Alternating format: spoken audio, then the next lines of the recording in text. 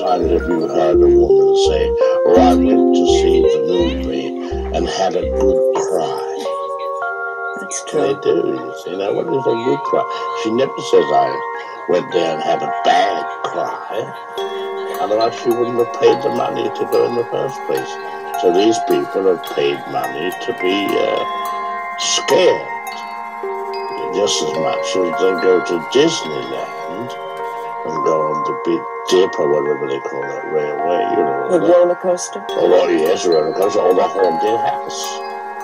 They pay to be scared. Do you like to be scared yourself? No, I'm not keen about it. I have been on odd occasions. Like when? Oh, I think I was driving with my wife to Dubrovnik in the middle of the night, and we were on a ledge, on a mountain ledge, 8,000 feet high. And we came head to head on with a bus. So it was a question who was going to go by first. And I remember having to get out and beckon her on, and the wheel was within 18 inches of the drop. I said, this may be good enough for the movies, but it's not good enough for me now. I know that you plot out very carefully your scenario and work out very carefully your films. Does it ever happen then that the actors get in the way of this, that you have trouble with them? Method actors do. You do? Well, method actors are like children. They're all right for the theatre. But they're a little problem with films, especially where cutting is involved.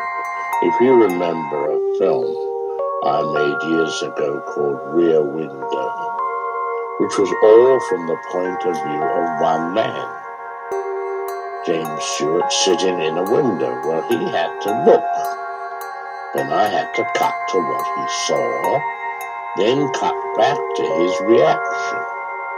Now, what I was really doing was showing a mental process of the man by means of pictures, by what he saw. And supposing he said, well, I don't feel I would look that way. Well, how can the film be constructed on those lines? I had it with that actor who's now dead, called Montgomery Clift. He was a method actor. And you had difficulty with him? Well, yes, I was shooting a scene in Quebec, and he was playing the part of a priest who'd just been acquitted of a murder, but was being sort of booed and stoned outside the courthouse. And then the action of the film was to go across the street into the Chateau Frontenac Hotel, which you've seen pictures of, so they're probably in there. Well, I wanted him to look up to the crowd and up to the people leaning out of the window. But I also had put on the facade of the building the big gold letters of the word hotel, so the audience would know where they were going, into a hotel. And he said, I don't think I would look up. I said, well, you better look up or else. What about somebody like Orson Welles or Charles Lawton? Well, Charlie Lawton was a problem. You know, when I made that film Jamaica Inn, it took a whole morning to get one close-up. He was a nice man, a charming man, he really was. But he suffered so much because, you know, he felt he couldn't get it out. And we were a whole morning on that one close-up until he got up and he was crying in the corner. And I went over, sort of patted him on the shoulder. He looked up at me and said, aren't you and I a couple of babies? And I wanted me. I mean, I wanted to use a gold witness and say, include me out, you know. But finally he came back and did it, you see.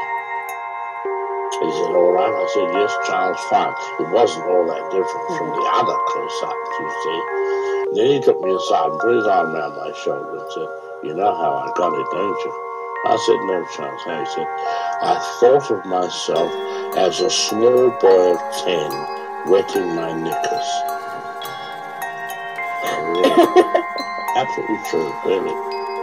You'd be astonished. Do you think there's something like a Hitchcockian actor, if that's a word, a type that is perfect for your films? I don't really think so. There are many, many types in the film frenzy. There are all kinds of leading people from around the theatre. I used to say years ago, I don't today because he's gone, Francis gone, I used to say the hardest thing to film are dolls, babies, motorboats and Charlie. Motorboats because they never come back for take two. Everybody's gesticulating.